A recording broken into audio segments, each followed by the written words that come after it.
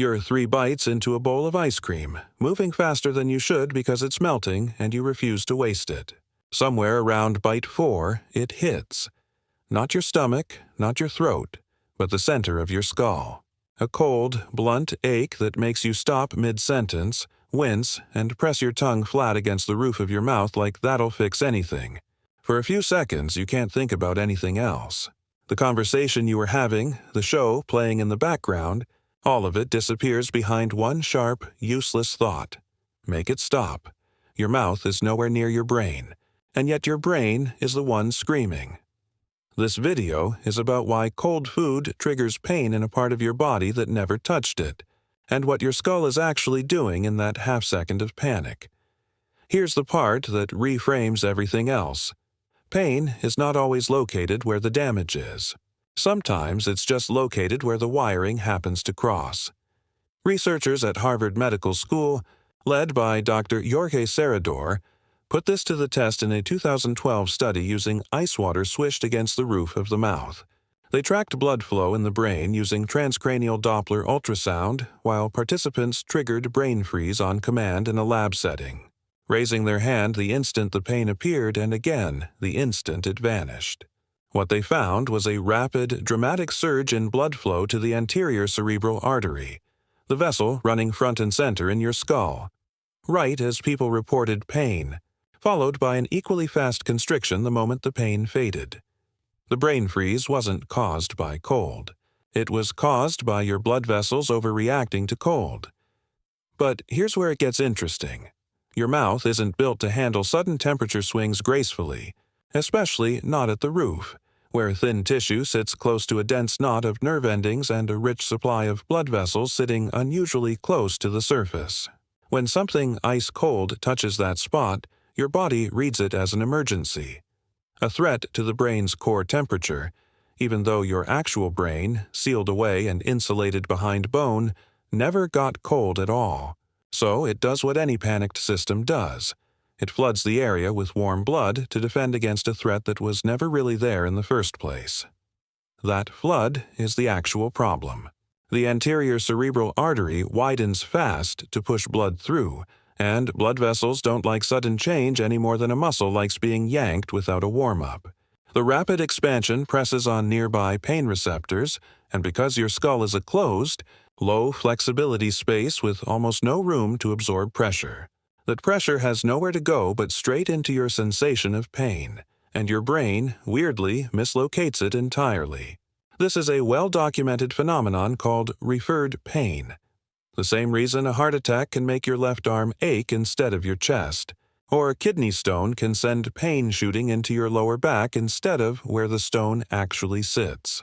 The trigeminal nerve, which handles sensation across your face, scalp, and the inside of your mouth doesn't clearly separate signals coming from the palate versus the forehead, because both regions happen to share overlapping branches of that same nerve.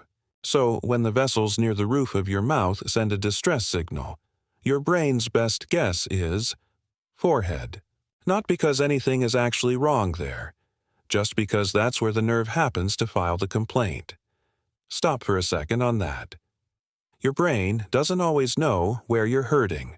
It's guessing based on which wires are tangled with which, and most of the time it guesses wrong without you ever noticing, because there's rarely a second source of pain nearby to compare it against and catch the mistake.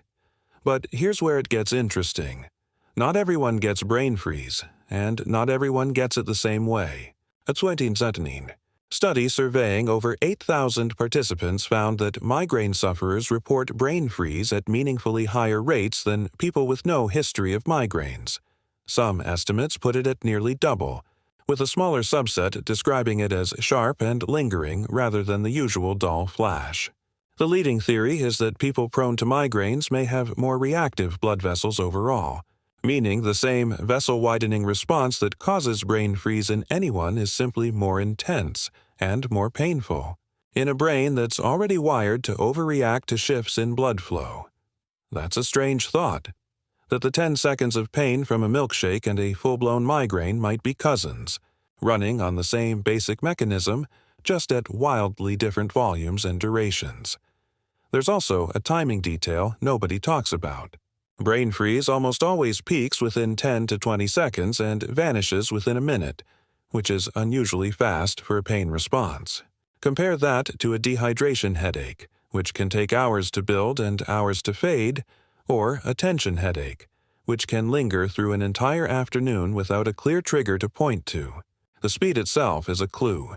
It confirms this is a vascular event, not tissue damage. Your body isn't injured. It's recalibrating, and recalibration, it turns out, happens quickly when the trigger is temperature rather than trauma. But here's where it gets interesting.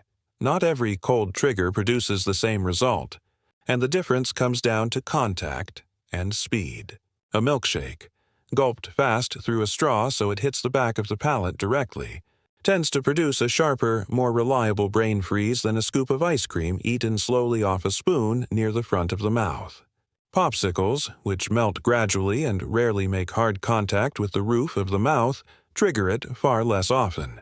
Researchers studying the effect have used this pattern deliberately, favoring ice water swished at the back of the palate precisely because it produces the response reliably enough to study.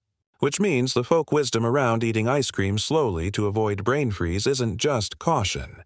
It's an accurate, if accidental, understanding of where and how fast the cold needs to land to set off the alarm. But here's where it gets interesting. Age and anatomy seem to play a role too. Children report brain freeze more often and more intensely than adults, and one explanation researchers point to is simple.